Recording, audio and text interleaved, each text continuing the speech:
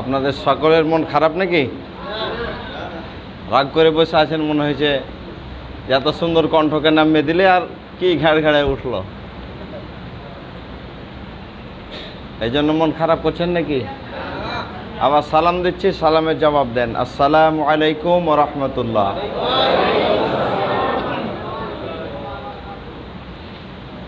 نحمده ونستعينه ونستغفره ونؤمن به ونتوكل عليه ونعوذ بالله من شرور أنفسنا ومن سيئات أعمالنا من يهد الله فلا مضل له ومن يضلله فلا هادي له نشهد أن لا إله